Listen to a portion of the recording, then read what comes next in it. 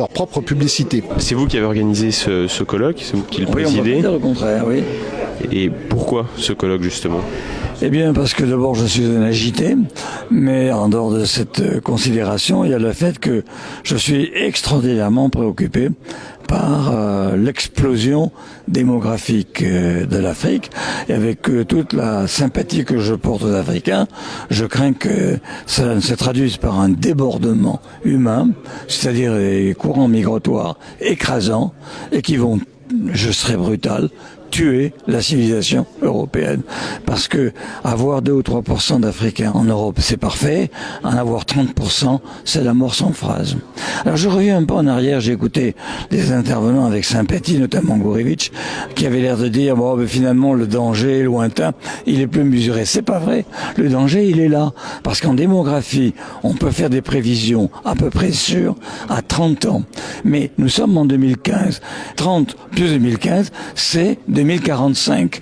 Donc c'est demain, en réalité. Le problème, il n'est pas dans 3000 ans, il est dans 3-4 décennies. Et c'est la raison pour laquelle il faut réagir maintenant. D'ailleurs, ce que je propose, ce n'est pas de larguer des bombes atomiques sur l'Afrique.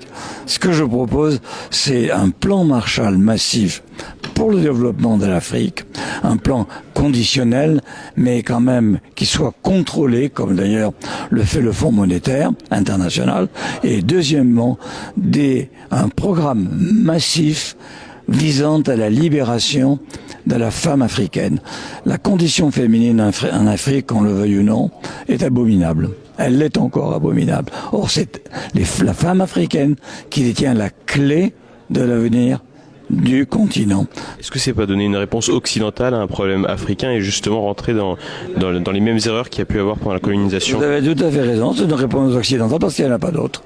C'est un problème africain parce que c'est pas le nôtre. Nous, c'est l'inverse. Nos femmes n'ont pas assez d'enfants et on leur reproche suffisamment, avec suffisamment de force.